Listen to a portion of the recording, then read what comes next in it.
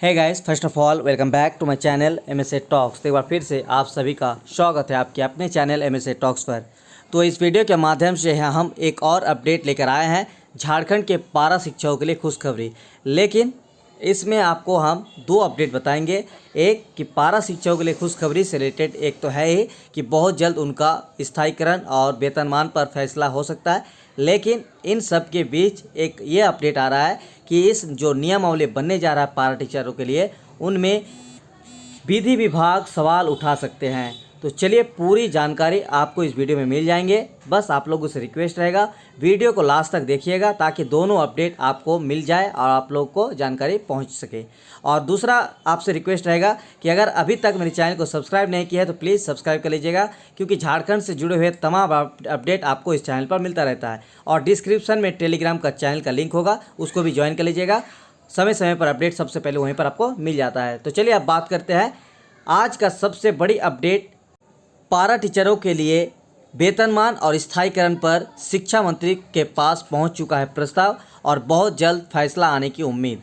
तो देखिए क्या लिखा हुआ है कि शिक्षा मंत्री प्रस्ताव के अध्ययन के बाद शिक्षक संगठनों की राय भी लेंगे। आप सभी को ये भी पता थे कि पिछले 2-3 महीने से लगातार पारा शिक्षक संघ के साथ लगातार शिक्षा मंत्री बैठक किए हैं, जिसमें पारा टीचरों से रिलेटेड जितने भी स्थायीकरण से लेकर वेतनमान का मुद्दा है उन पर चर्चा हो रही है और उनका फाइनल ड्राफ्ट भी तैयार हो चुका है।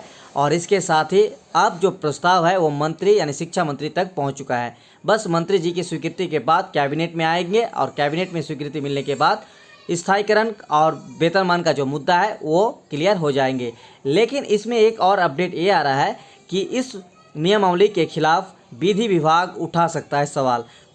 तो सबसे पहले यहाँ पे देखिए लाल घेरे के अंदर क्या लिखा हुआ है कि राज्य के पारा शिक्षकों के वेतनमान, स्थायीकरण और सेवा शर्त नियमावली का प्रस्ताव शिक्षा विभाग ने मंत्री जगन्नाथ महतो को सौंप दिया है। शिक्षा मंत्री प्रस्ताव का अध्ययन कर रहे हैं। अध्ययन के बाद वे इसी सप्ताह पारा शिक्षकों के संगठन को प्रस्ताव का प्रारूप देंगे।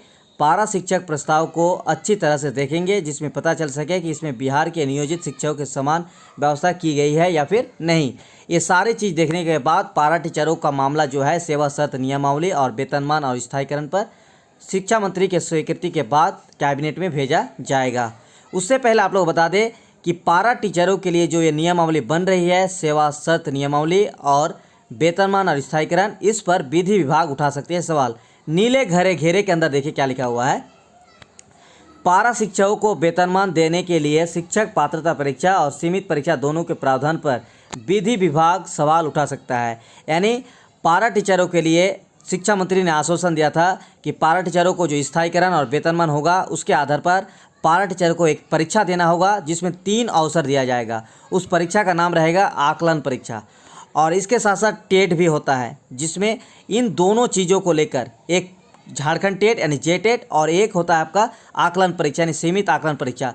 इन दोनों को देखते हुए विधि विभाग सवाल उठा सकता है। उसके बाद क्या लिखा हुआ है देखिए, शिक्षा विभाग की ओर से तय किए गए प्रस्ताव में राज्य के वैसे पारा शिक्षक जो प्रशिक्षित के साथ साथ शिक्षक पर पात्रता परीक्षा पास है उन्हें वेतनमान लागू होने के साथ लाभ मिलेगा। राज्य में ऐसे करीब 11,000 पारा शिक्षक है, यानी पारा टीचर जितने भी 11,000 के करीब है, इनको वेतनमान लागू होने के साथ ही इनको वो लाभ मिलने लग जाएंगे। वहीं जो पारा टीचर टेट पास नहीं है उनके लिए 3 बार सीमित परीक्षा का आयोजन होगा। ऐसे में एक वेतनमान के लिए 2 परीक्षा को आधार बनाने पर आपत्ति कर सकता है। यानी विधि विभाग इस तरह से सवाल उठा सकता है कि एक टेट पास होने के बाद तो फ़ायदा मिल ही रहा है, दोबारा आकलन परीक्षा के आधार पर कैसे उनको लाभ दिया जाए, कैसे लाभ दिया जाएगा, इस प्रक्रिया को देखते हुए विधि विभाग सवाल उठा सकते हैं।